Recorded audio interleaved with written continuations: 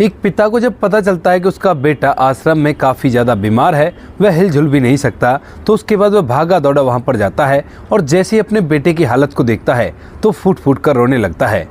उसके बाद जो पिता होता है वह उसे एक अच्छे से हॉस्पिटल में ले जाता है, वहाँ पर उसका ट्रीटमेंट करवाता है और जब वह बेटा ठीक हो जाता है तो उसके बाद अपने पिता से रो रो कर माफ़ी मांगने लगता है और कहता है कि पिताजी, मुझसे बहुत बड़ी गलती हो गई, मुझे माफ़ कर दो। कौन था वह पिता और किस वजह से वह बेटा ठीक होने के बाद उससे माफ़ी मांग रहा था, पूरी सच्चाई के बारे में जानने के लिए वीडियो को अंत तक जरूर देखें।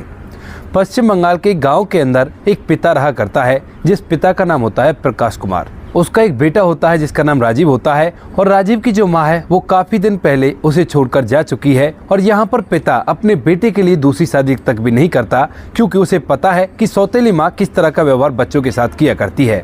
हालांकि पिता के पास अच्छी खासी पुश्तैनी ज़मीन है तो उसकी दूसरी शादी के लिए काफ़ी ज़्यादा रिश्ते आते हैं, लेकिन वह हर रिश्ते के लिए मना कर दिया करता है। अब जो पिता है वो अपने बच्चे को लाड चाव से पाल पोस कर बड़ा करता है और जब बेटा बड़ा हो जाता है तो उसके बाद उसकी पढ़ाई लिखाई करवाने लगता है। यहाँ पर जो बेटा होता है वह स्कूली एजुकेशन करने के बाद शहर चला जाता है आगे की पढ़ाई करने के लिए और वहीं पर रहकर अपनी आगे की पढ़ाई करता है। पिता भी ये सोचता है कि बच्चा अच्छा खासा पढ़ लिख जाएगा तो अच्छी सी नौकरी लगेगा और कोई भी दिक्कत नहीं होगी, इसका जीवन आराम से व्यतीत हो जाएगा। इसीलिए पिता अपने बच्चे की पढ़ाई लिखाई में अच्छा खासा रुपया पैसा खर्च करता है और उसको पढ़ा लिखा कर इस काबिल बना देता है कि एक बहुत बड़ी कंपनी में उसे 30 लाख साल का पैकेज मिल जाता है।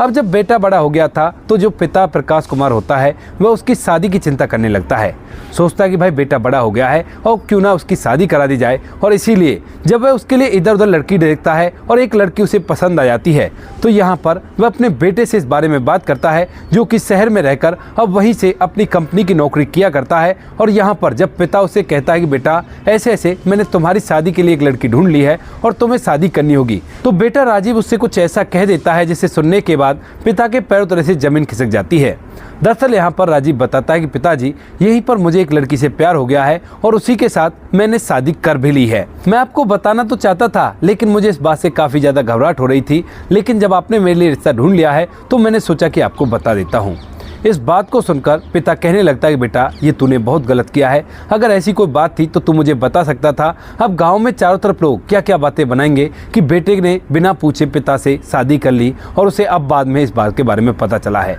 तो यहाँ पर जो राजीव होता है वो कहने लगता है कि अब जो हो गया सो हो गया, लेकिन अब इसको मैं बदल तो नहीं सकता। यहाँ पर पिता इन बातों को सुनकर बहुत गहरा सोच विचार कर जाता है और फिर सोचने लगता है कि कोई बात नहीं, जब बेटे ने शादी कर ली है तो इसको यहीं पर बुला लेता हूँ। इस बात को सोचकर यहाँ पर जो पिता है वो अपने बेटे राजीव से कहने लगता है कि बेटा चलो ठीक है, तुमने शादी कर ली तो कोई बात नहीं, लेकिन अब बहू को लेकर घर पर आ जाओ, यहीं पर रहना सभी के सभी और आराम से समय व्यतीत हो जाएगा। अब यहाँ इस बात को सुनकर जो बेटा राजीव होता है वह कहता है कि नहीं पिताजी, मेरी जो पत्नी है वो शहर में ही रहेगी और यहीं पर मैंने उसके लिए एक मकान भी खरीद लिया है और उसी के अंदर हम लोग रहा करते हैं। आप ही यहाँ पर आ जाओ मुझसे मिलने के लिए और मैं वहाँ पर नहीं आने वाला। अब इस बात को सुनकर पिता को और भी गुस्सा आ जाता है और उसके बाद वो कहने लगता है कि मैंने ना तेरे लिए पूरी ज़िंदगी बर्बाद कर दी अपनी, लेकिन उसके बाद भी तू मेरे साथ ऐसा करेगा मैंने कभी सोचा नहीं था।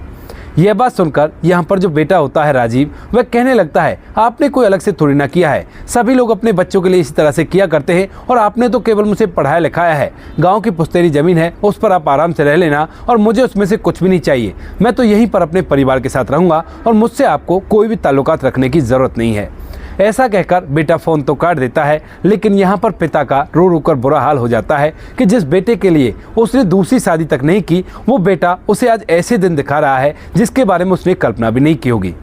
लेकिन फिर भी कुछ देर रोने के बाद पिता को यहाँ पर चुप करने वाला कोई भी नहीं था और वह इसी तरह से अपने आप चुप हो जाता है। इसके बाद यहाँ पर जिस लड़की वाले से उसने बात कर रखी थी वह रिश्ते की बात करने लगता है, तो यहाँ पर पिता मना कर देता है, कहता है कि नहीं, बेटे ने वहीं पर कोई लड़की पसंद कर ली है और उसी के साथ शादी करके वो शहर में ही रह रहा है, कह रहा था कि मैंने शादी कर ली है। इस बात को सुनकर यहाँ पर जिस व्यक्ति से वह शादी की बात कर रहा था वह भी उसे खरी खोटी सुनाने लगता है, कहता है कि अगर ऐसी बात थी तो पहले अपने बेटे से बात कर लेते, इसका क्या मतलब हुआ कि हम लोगों का भी टाइम बर्बाद कर दिया।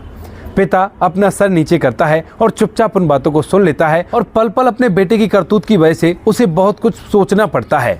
इसके बाद फिर धीरे धीरे ये बात गांव में फैलती है और गांव में फैलने के साथ साथ यहाँ पर पिता की चारों तरफ थू थू भी हो जाती है। यहाँ पर जब पिता की चारों तरफ थूथू हो जाती है तो उसके बाद पिता भी कसम खाता है कि मैं अपने बेटे से बिल्कुल भी नहीं मिलूंगा, चाहे वो कहीं भी रहे और कुछ भी करे, और मैं अपने बेटे को अभी कभी बेदखल कर दूंगा। ऐसा सोचकर जो पिता होता है वो अपने बेटे को बेदखल कर देता है और यहाँ पर ये बात राजीव को भी पता चल जाती है। लेकिन चूंकि फिलहाल वो 30 लाख रुपए साल का कमाया करता था तो उसे इस बात से कोई भी फर्क नहीं पड़ना था और वह सोचता कि कोई बात नहीं, पिता बेदखल कर रहा है तो होने दो, मैं तो यहाँ पर अच्छा खासा कमाया करता हूँ ना, मुझे इस बात से कोई भी फर्क नहीं पड़ेगा। राजीव शहर में अपनी पत्नी स्नेहा के साथ अपने जीवन को व्यतीत करता रहता है और धीरे धीरे समय बीतने लगता है। इधर प्रकाश कुमार जो पिता होते हैं वह गांव में रहने लगते हैं और यहाँ पर भी धीरे धीरे सब कुछ नॉर्मल हो जाता है। लोग इस बात को पूरी तरह से भूल चुके थे। इसके बाद जो पिता होता है वो सोचने लगता है कि जब मैं इस दुनिया को छोड़कर चले जाऊंगा तो उसके बाद ये प्रॉपर्टी किसकी रहेगी, आखिरकार होनी तो ये बेटे की है, तो क्यों ना अभी जाकर इस बेटे को इसे दे आऊं और इन सभी बातों को यहीं पर खत्म कर दूं। जो कर दिया बेटे ने वो ठीक है, वो अपनी जिंदगी में व्यस्त रहे और मुझे अपनी जिंदगी में व्यस्त रहना है। ऐसा सोचकर जो पिता होता है वह अपने बेटे के पास पहुंच जाता है। लेकिन वहां पर जाने के बाद जो बेटा होता है वह तो उसे घर के अंदर बुला लेता है, पर जो बहू स्नेहा होती है वह अपने ससुर को देखकर गर्म हो जाती है। चूंकि अब तक इन बातों को 5 साल हो गए थे और 5 साल के अंतराल में जो राजीव होता है उसको 2 बच्चे हो चुके थे। अब ये 2 बच्चे होने के बाद यहाँ पर अब तक इन्होंने काफ़ी सारी प्रॉपर्टी भी बना ली थी। लगभग 5 प्रॉपर्टी शहर के अंदर ऐसी कर ली थी जिन 4 प्रॉपर्टीज में से उनका किराया आया करता था और बाकी एक प्रॉपर्टी पर वो खुद रहा करते थे।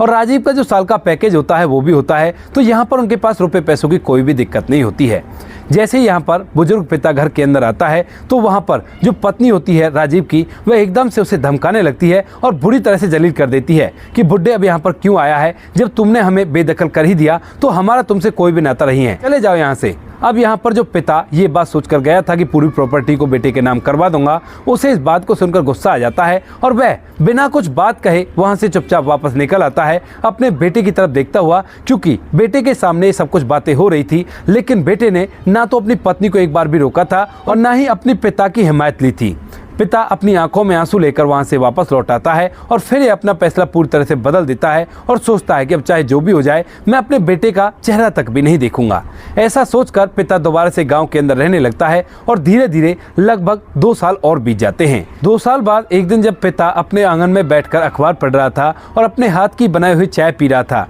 तो उसी दौरान गाँव का एक व्यक्ति जिसका नाम सुमेर होता है वह उसके पास आता है। यहाँ पर आने के बाद पहले वो दुआ सलाम करता है और उसके बाद उसके पास बैठ जाता है। कहता है कि ताऊ जी, क्या आपको पता है कि आपका बेटा फिलहाल कहाँ है? तो यहाँ पर जो प्रकाश कुमार होता है वो कहने लगता है कि मुझे नहीं पता और ना ही मुझे जानना है उसके बारे में जिसने मेरे साथ इतना गलत किया है। तो उसके बाद यहाँ पर जो सुमेर होता है वो कहने लगता है कि नहीं, वो बात तो आपकी ठीक है, लेकिन मैंने सोचा कि आपको बता दूं क्योंकि मैंने आपके बेटे को देखा है। ऐसा कहकर वह व्यक्ति चुप हो जाता है, लेकिन तभी यहाँ पर पिता का पुराना मोह एक बार फिर से जाग आता है और वो कहने लगता है कि फिर भी बताओ कि कहाँ है मेरा बेटा। तो यहाँ पर जो सुमेर होता है वह उसे कुछ ऐसा बताता है जिसे सुनने के बाद पिता जो प्रकाश कुमार होता है उसके पैरों तले से जमीन खिसक जाती है, क्योंकि उसने बताया था कि आपका बेटा एक आश्रम में पड़ा हुआ है और उसके हलना चलना तक भी बस की नहीं है। वहाँ पर लोग बहुत ही कम उसका इलाज करवा रहे हैं और शायद हो सकता है कि उसकी हालत कभी भी ना सुधरे और वह बिल्कुल से अपाहिजों की तरह एक बिस्तर पर पड़ा हुआ है। बस लेटा लेटा उसकी आंखों से आंसू निकलते हैं और उसकी हालत को देखकर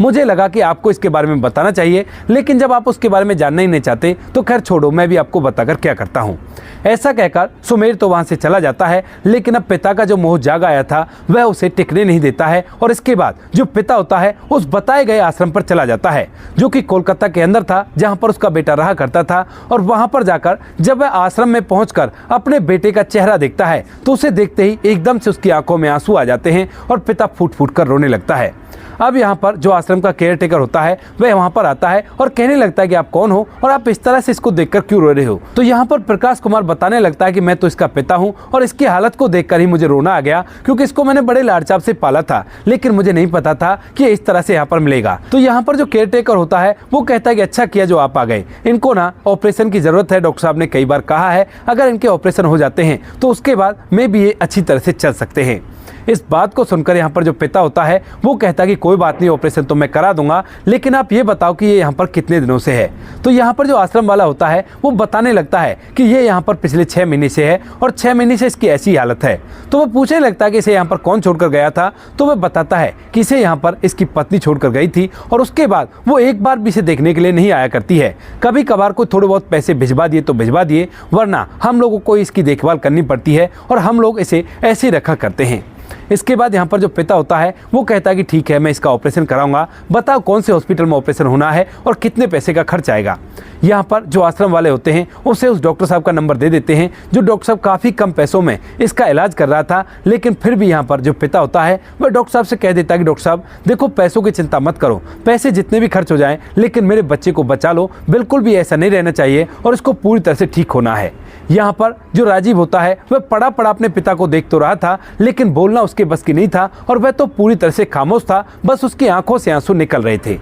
इसके बाद जो डॉक्टर साहब होते हैं वो उसका ट्रीटमेंट करने लगते हैं और पिता अपने हिस्से की ज़मीन में से 1 एकड़ ज़मीन बेचने के बाद अपने बेटे का ऑपरेशन करवाने लगते हैं। पहला ऑपरेशन होता है, फिर उसके बाद थोड़ा बहुत सुधार आता है हालत में और उसके बाद दूसरा होता है और इस तरह से करके लगभग 7 ऑपरेशन राजीव के होते हैं। और 7 ऑपरेशन के बाद जो राजीव होता है वह अच्छी तरह से तो नहीं चल पाया था, लेकिन धीरे धीरे सहारे से वो चल जाता था और उसके बाद बोल चाल भी करने लगा था, यानी कि बोलने लगा था। जब एक दिन उसके पिता उसकी हालत देखने के लिए आते हैं लास्ट ऑपरेशन के बाद, तो उसके बाद राजीव अपने पिता को देखकर अपनी आंखों में आंसू भर लाता है और उसके बाद फूट फूट कर रोने लगता है। इधर पिता, जिसने ये कसम खाई थी कि वह अपने बेटे का मुंह तक नहीं देखेगा, वह भी अपनी आंखों में आंसू भर ले आता है और उसके बाद फौरन से अपने बेटे के आंखों के आंसू को पहुंचने लगता है। लेकिन तभी जो बेटा होता है वह एकदम से अपने पिता के हाथ जोड़ता है और कहने लगता है कि पिताजी, मुझे माफ़ कर दो, मुझसे बहुत बड़ी गलती हो गई और मुझे ऐसा बिल्कुल भी नहीं करना चाहिए था। यहाँ पर जो पिता होता है वो कहता है कि कोई बात नहीं बेटा, पहले तुम ठीक हो जाओ, उसके बाद ये बातें करते हैं।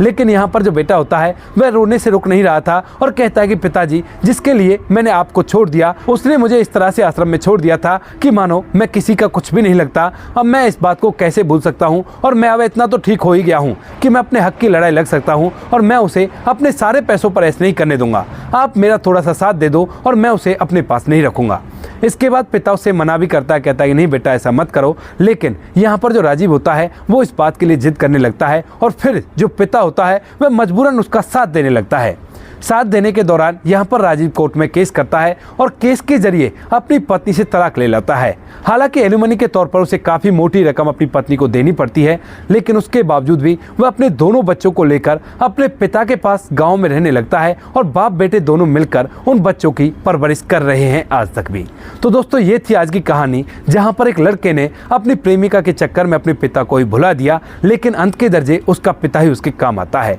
आप क्या कहना चाहते हो इस कहानी के बारे में? आपकी जो भी राय कमेंट सेक्शन में लिख सकते हो, लोगों के साथ शेयर कर सकते हो। वीडियो अगर अच्छी लगी हो तो वीडियो को लाइक और चैनल को सब्सक्राइब जरूर करें, ताकि हमें थोड़ा सा हौसला मिल सके आप लोगों के लिए ऐसी अच्छी वीडियो बनाने के लिए। इन कहानियों को सुनाने का उद्देश्य किसी को परेशान करना बिल्कुल भी नहीं है। ये कहानी आपको इसलिए सुनाई जाती है ताकि आप लोग इन कहानियों में से कुछ ना कुछ सीख सको और अपने जीवन में उस चीज़ को अप्लाई कर सको। मिलते हैं किसी नेक्स्ट वीडियो नए टॉपिक के साथ, तब तक के लिए जय हिंद, जय भारत,